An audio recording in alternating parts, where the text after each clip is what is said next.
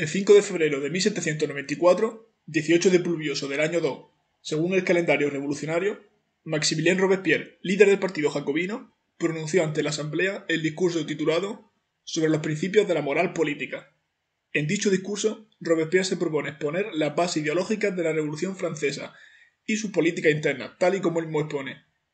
Es hora, pues, de determinar con exactitud los objetivos de la revolución y el término al que queremos llegar. Pero en realidad, lo que subyace en el discurso es un intento de justificación de su política del terror. Son sus mecanismos los que se van a tratar de abordar en la presente exposición, aunque antes es imprescindible hacer referencia a una serie de conceptos previos que nos serán útiles.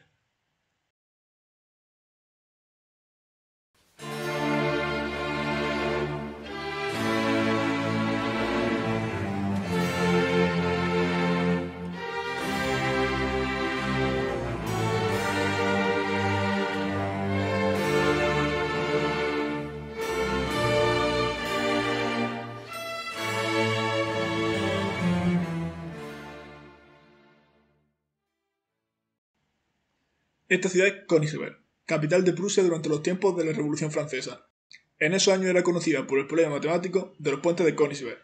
El asunto consistía en determinar si era posible atravesar los 7 puentes que cruzaban el río Prager, pasando por cada uno de ellos una sola vez para terminar volviendo al punto de partida.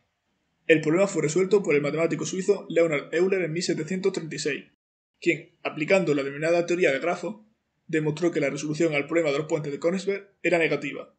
Es decir, no es posible pasar por todos los puentes una única vez para volver al principio.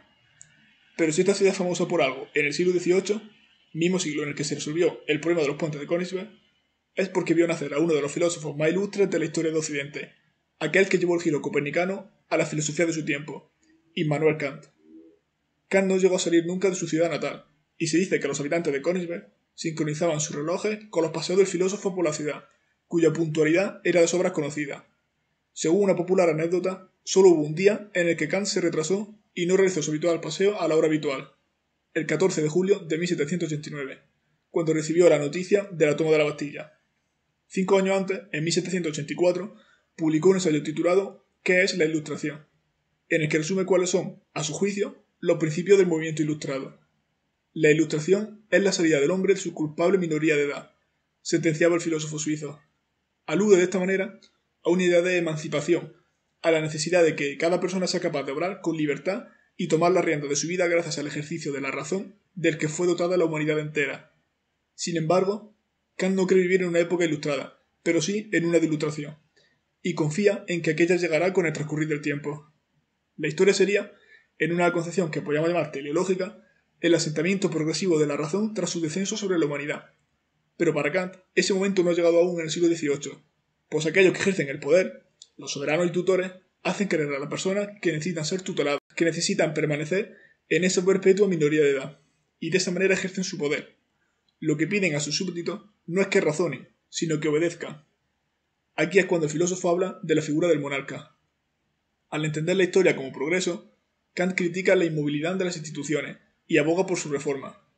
Más aún, una consecuencia del mayor desarrollo de la razón sería precisamente la crítica hacia esas viejas instituciones, pues cada generación estaría más capacitada que la anterior en su juicio del mundo. Y lo que ni un pueblo puede acordar por y para sí mismo, menos podrá hacerlo un monarca en nombre de aquel, porque toda su autoridad legisladora descansa precisamente en que asume la voluntad entera del pueblo en la suya propia.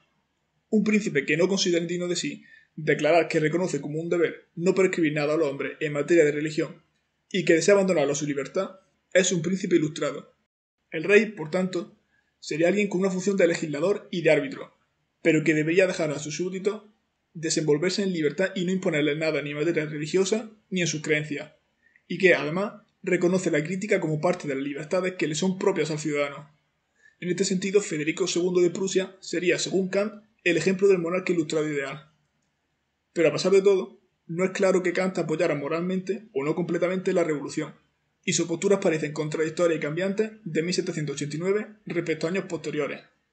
Pero el hecho es que parte de su crítica se escribe en el contexto histórico que le tocó vivir, en una ilustración alimentada por filósofos como Rousseau, Voltaire o el propio Kant. Conceptos como monarquía constitucional, soberanía popular o división de poderes entran en juego y adquieren mayor importancia. Al final, todas estas ideas terminaron cristalizando precisamente la postrimería de la centuria, cuando se pasó de lo ideal a lo material.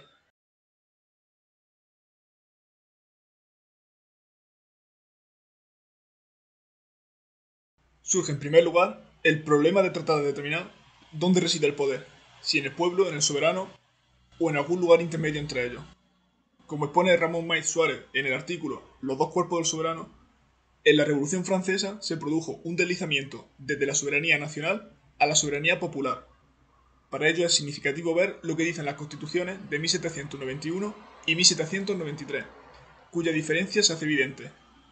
En la de 1791, el título 3 del preámbulo, los poderes públicos, en su artículo primero se dice que la soberanía es una, indivisible, inalienable e imprescriptible. Pertenece a la nación. Ninguna sección del pueblo ni ningún individuo puede atribuirse su ejercicio, ratificando de esta manera lo expuesto en la Declaración de Derechos del Hombre y del Ciudadano de 1789, en cuyo artículo 3 se establece que el principio de la soberanía reside esencialmente en la nación.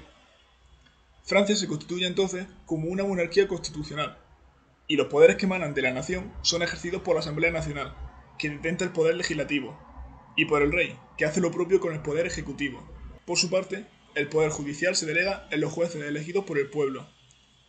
Posteriormente, en el capítulo 2, de la realeza, de la regencia y de los ministros, se habla de la figura del rey, cuya persona es considerada, textualmente, inviolable y sagrada, pero sin embargo, se establecen los límites de su poder en la ley, bajo la cual queda encuadrada la actividad incluso del propio monarca, pues se le considera al servicio de la ley y de la nación. Se establecen asimismo una serie de condiciones en las que se consideraría que el rey habría abdicado, como los supuestos de abandonar el país por un tiempo superior al determinado por la Asamblea, por no prestar el debido juramento a la nación o en caso de dirigir un ejército contra esta misma. También se establece que una vez abdicado el rey por cualquiera de los supuestos que acabamos de exponer, en ese momento podrá ser juzgado y condenado como un ciudadano más de Francia, tal y como sería el caso de Luis XVI, ajusticiado como el ciudadano Luis Capeto.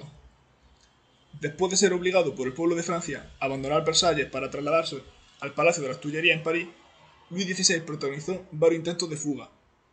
El más decisivo fue probablemente el del 20 de junio de 1791, cuando el rey, junto con María Antonieta, trataron de escapar y huir hacia Bélgica, siendo capturados en Varennes, no muy lejos de la frontera. Tras esto, el rey perderá toda legitimación a ojo del pueblo, al considerarse que habría tratado de abandonarlo, y en consecuencia será encarcelado y juzgado a finales de 1792. Hasta entonces, cuando un delincuente cometía un delito, se consideraba que atentaba de alguna manera al rey, y su castigo era un símbolo del poder vengativo de este último sobre el criminal. Pero ahora es el mismo rey de Francia el que será juzgado como un ciudadano cualquiera. De las dos grandes facciones de la Revolución Francesa, los girondinos votaron en contra de aplicar la pena capital al rey, prefiriendo en su lugar el destierro, mientras que los jacobinos pedían la muerte de Luis XVI. Con 387 votos a favor de un total de 718 diputados, Luis XVI fue ejecutado el 10 de enero de 1793.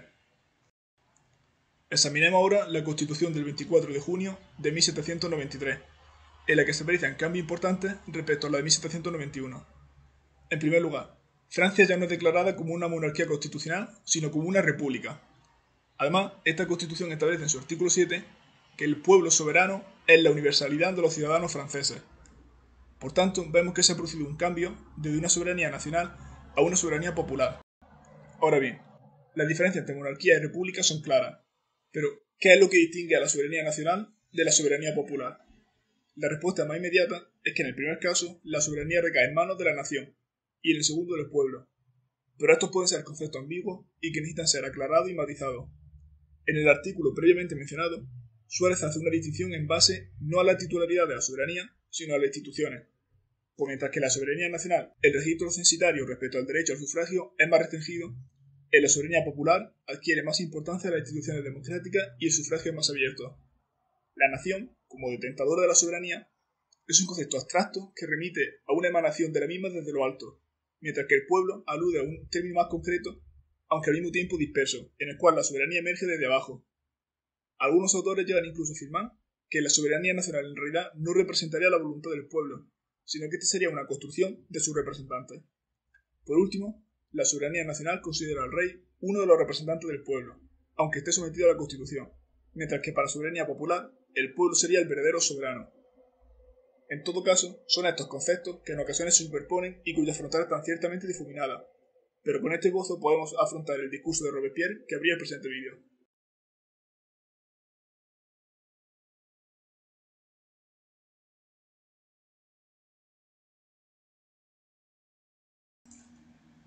En primer lugar, Robespierre expresa el deseo de una revolución dirigida por la razón, siguiendo el ideal ilustrado, capaz de controlar las bajas pasiones para asegurar de esta manera una república en la que imperen la igualdad y la justicia.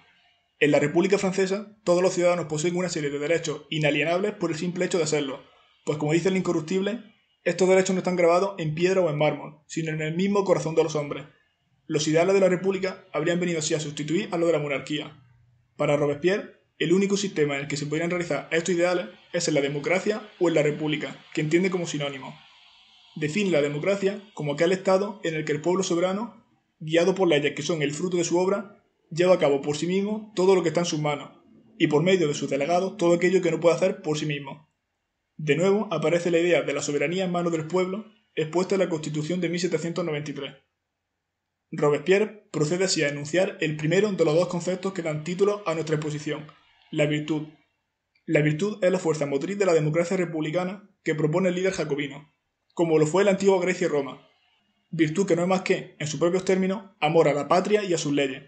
Esta virtud no es solo una de las muchas características propias de la república, sino que es su esencia misma, ya que en ningún otro tipo de gobierno puede existir la virtud, pues la virtud supone, como ha quedado establecido, sacrificarse y amar a la patria, pero amar a la patria supone, sobre todo, anteponer lo público a lo privado, lo que viene a ser la esencia misma de la igualdad, y la igualdad solo puede darse en la democracia. Por el contrario, en una monarquía el único que realmente puede amar a la patria es el propio rey, ya que es el único que posee una, nos dice Robespierre. Esto es porque entiende por patria aquel país en el que el pueblo tiene la soberanía. En una monarquía, solo el rey es soberano, ergo solo él pertenece a la patria. Pero en la democracia, el poder lo tiene el pueblo, y todos habitan una patria de la que constituye su esencia misma. Así entiende a Francia como el primer pueblo del mundo, es decir, aquel en el que es realmente soberano, siendo Francia un modelo exportador de virtudes al resto del mundo. Si Atenas y Esparta vencieron a Persia en las guerras médicas, fue porque eran gobiernos democráticos, pero no sería sino en Francia donde se habría instalado la verdadera democracia, su culminación. Esta justificación histórica y este ideal es el que le hace estar convencido de que los enemigos de la revolución serán derrotados, al tener a la verdad y a la razón de su parte. Por tanto, todas las acciones deben ir dirigidas a la consecución de los objetivos de la virtud y la igualdad, hacia todo aquello que aumente el amor a la patria y que superponga el interés general al individual. En el sistema instaurado por la Revolución Francesa, todo lo inmoral es contrario a la política, todo acto corruptor es contrarrevolucionario. La debilidad, los vicios, los prejuicios son el camino hacia la monarquía. Nos se pone entonces el principio rector de la democracia. Los dirigentes son representantes del pueblo y deben responder ante él. El pueblo es constituido como un cuerpo que ejerce su autoridad a los funcionarios públicos para castigarlos y vigilar que no vayan en contra de los principios de la república. Pero, ¿quién vigila a su vez al propio pueblo? La respuesta la encontramos precisamente en la virtud, y sabemos que ésta nunca podrá corromperse porque la virtud es innata al pueblo, aunque se necesite para ello controlar las propias pasiones y cultivar la rectitud del alma. Pero la república no está exenta de peligros y enemigos, de fuerzas contrarias que tratan de destruirla. Así entiende Robespierre el marco de la Revolución Francesa, como dos fuerzas de la naturaleza enfrentándose, una lucha de leviatanes que se ha producido en la historia durante milenios, la de la democracia contra la tiranía, que no es más que el triunfo de los valores de la Ilustración. Francia es el teatro donde se representa esa gran lucha, y según de qué lado se decante el resultado, el nuevo mundo que surja será muy distinto. Estamos, pues, ante un enfrentamiento dicotómico: república y tiranía, libertad y despotismo, verdad e impostura, virtud y terror.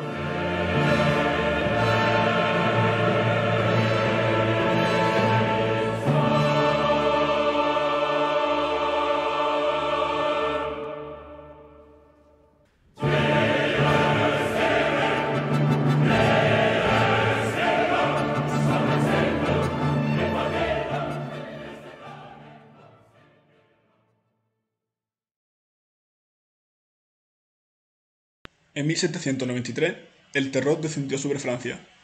Así es como se conoce al periodo que abarca desde septiembre de ese mismo año a julio de 1794. Los mecanismos de la represión violenta durante la llamada dictadura jacobina se desplegaron contra el pueblo de Francia, y 17.000 personas fueron guillotinadas durante ese breve periodo de tiempo en todo el territorio francés, casi 3.000 de ellas solo en París. La mera sospecha podía bastar para llevar a alguien al cadalso bajo la acusación de actitudes contrarrevolucionarias. Nadie estaba a salvo de la guillotina. Siendo así, cómo los ideales de la Ilustración, cómo las metas de igualdad, libertad y razón pudieron conducir a los excesos del terror en la Francia revolucionaria, cómo reconciliar la barbarie con la pretensión de una revolución guiada por la virtud. Sobre esto reflexionó Hegel en la fenomenología del espíritu. A pesar de su entusiasmo inicial, el filósofo alemán consideraba que la revolución estaba condenada a fracasar por su misma cualidad de existencia contradictoria.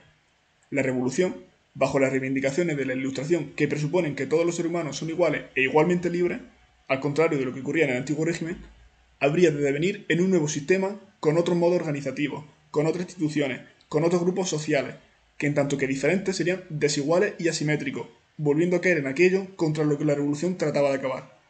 Es decir, la revolución, al devenir necesariamente en gobierno de uno sobre otro, genera división y oposición, por lo que ya no representaría el ideal de todo, el absoluto. Con esto, y al modo de entender hegeliano, habría dos maneras posibles de sobrepasar la presente contradicción. La primera sería mediante la represión de los que amenazan la supuesta unidad del gobierno revolucionario, como se verá en el discurso de Robespierre, y que representaría la voluntad universal del pueblo. La otra pasa por asumir que el ideal de libertad absoluta y la realización total de la voluntad general no es posible por entero, pues la voluntad general debe dar paso a otras voluntades individuales en su interior. Por lo tanto, las únicas opciones serían o la represión de la guillotina o la asunción de la incapacidad de la revolución para realizarse completamente. De esta manera, el terror supuso un aumento de la represión y del control sobre el cuerpo ciudadano, extendiendo y ramificando su poder para someter distintos aspectos de la vida cotidiana y neutralizar la disidencia bajo la prerrogativa de proteger a la revolución de su enemigo. Pero hablar del terror es hablar de su temible ejecutor material. La guillotina. Joseph Ignace Guillotin fue quien propuso su introducción y uso en Francia, y aunque a priori la guillotina se muestra como un instrumento ciertamente barbárico, y puede que hasta contradictorio con los ideales de la revolución, lo cierto es que, más bien al contrario, encaja perfectamente con su idea ilustrada. Más aún, en su introducción se quería ver un acto de misericordia. Durante los siglos anteriores al XVIII, y aún en el mismo, los métodos de ejecución y castigo para los condenados podían llegar a ser brutales. Era una justicia punitiva dirigida al cuerpo, para torturarlo, para castigarlo y para alargar la agonía lo máximo posible hasta provocar la muerte.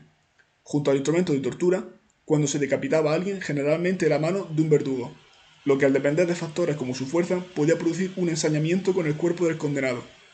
La guillotina, sin embargo, y en palabras de Guillotin, es igual para todo, ya que no hace distinciones. Bajo su inexorable hoja cayeron de campesinos a los mismísimos reyes de Francia y varios de los ideólogos de la Revolución Francesa. Por tanto, pretendía ser una forma igualitaria y sobre todo rápida de acabar con la vida del reo. Sin embargo, su uso manifiesto para acabar con cualquier tipo de disidencia política mediante la aplicación de la pena capital no era el único. Si ese fuera el caso, las ejecuciones podrían haber sido privadas, pero eran públicas y se realizaban en una plaza, a las que el pueblo podía asistir a observar. La guillotina tenía, pues, una función ejemplarizante, que todo el mundo viera las ejecuciones, que viera su filo caer sobre los traidores y los contrarrevolucionarios. De esta manera, el terror penetraba de manera más eficiente entre los distintos estratos de la sociedad, estableciendo una advertencia y una presencia amenazadora del poder jacobino. Pero queda aún una última cuestión. Más allá de sus usos partidistas y prácticos, ¿cómo justifica moralmente Robespierre el despliegue de su política del terror?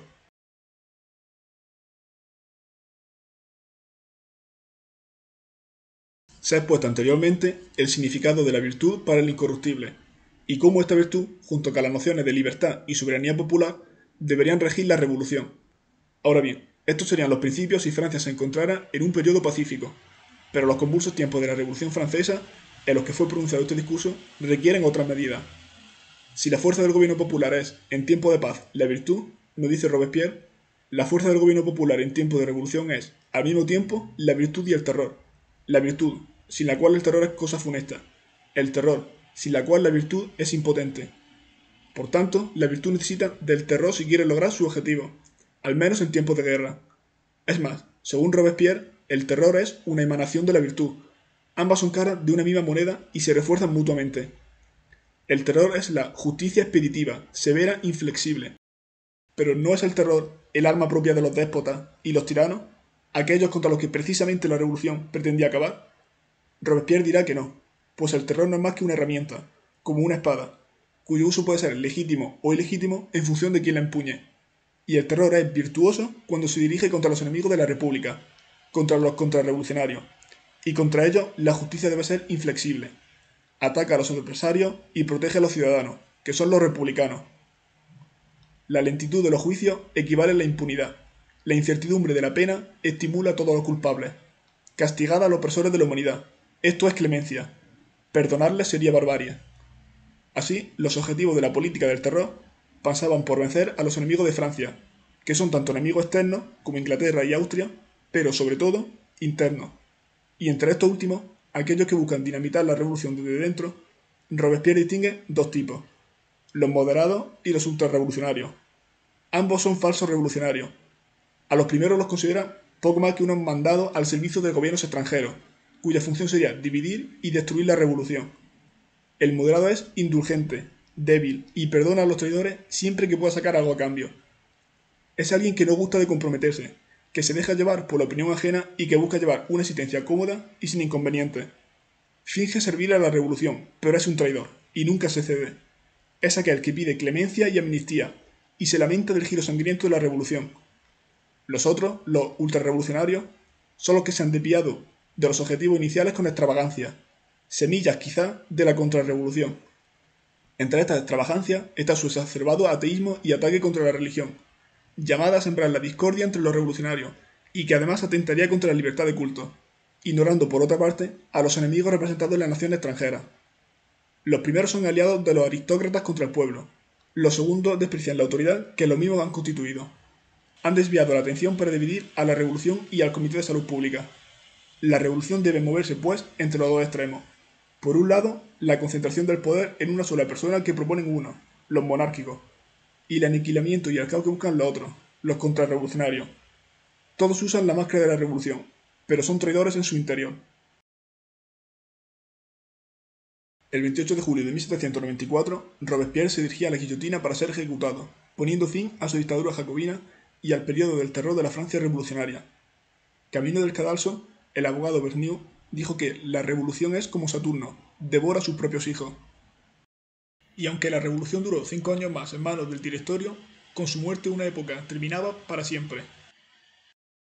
La Revolución Francesa fue un choque de elementos simbólicos y materiales contrapuestos, de tesis y antítesis, y su influencia, sirviendo de límite entre la modernidad y nuestra edad contemporánea, hace resonar hasta nuestros días los ecos de la Marsellesa. Allons enfants de la